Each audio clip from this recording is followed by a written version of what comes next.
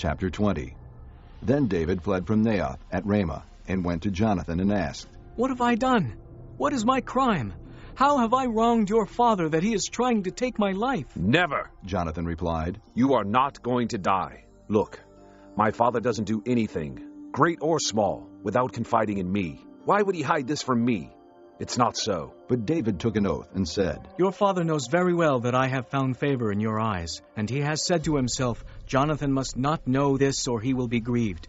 Yet as surely as the Lord lives, and as you live, there is only a step between me and death." Jonathan said to David, "Whatever you want me to do, I'll do for you." So David said, "Look, tomorrow is the new moon festival, and I am supposed to dine with the king. But let me go and hide in the field until the evening of the day after tomorrow. If your father misses me at all, tell him, 'David earnestly asked my permission to hurry to Bethlehem, his hometown, because an annual sacrifice is being made there for his whole clan.' If he says, 'Very well,' then your servant is safe. But if he loses his temper, you can be sure that he is determined to harm me. As for you, show kindness to your servant, for you have brought him into a covenant with you before the Lord. If I am guilty, then kill me yourself. Why hand me over to your father?" "Never," Jonathan said. "If I had the least inkling that my father was determined to harm you, wouldn't I tell you?" David asked, "Who will tell me if your father answers you harshly?" "Come," Jonathan said. "let's go out into the field." So they went there together.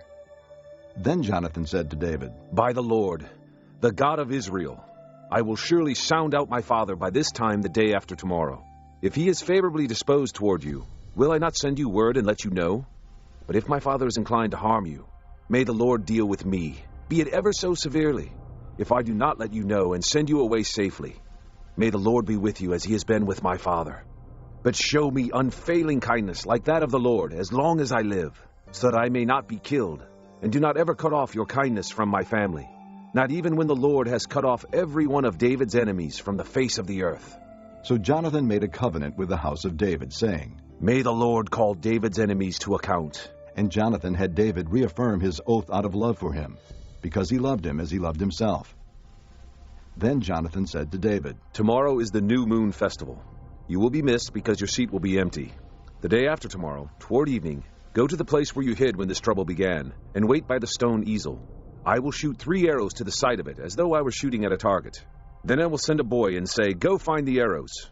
If I say to him, 'Look, the arrows are on this side of you. Bring them here,' then come, because as surely as the Lord lives, you are safe.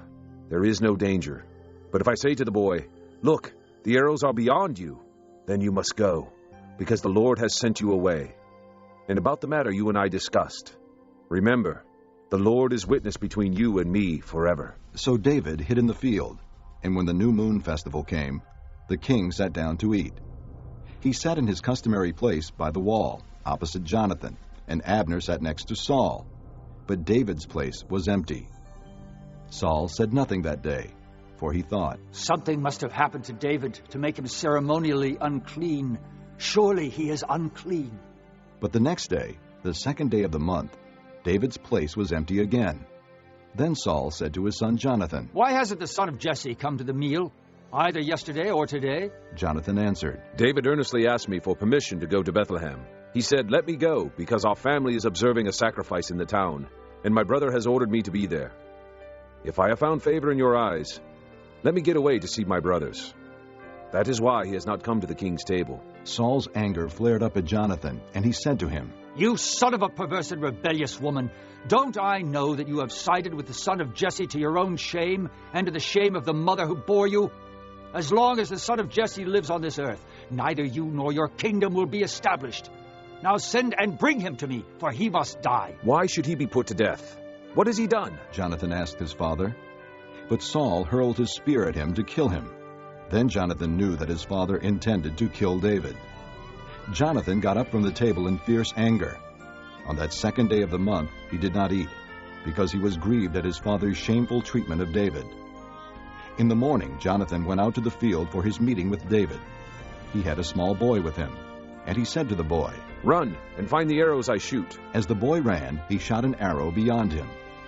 When the boy came to the place where Jonathan's arrow had fallen, Jonathan called out after him, "Isn't the arrow beyond you?"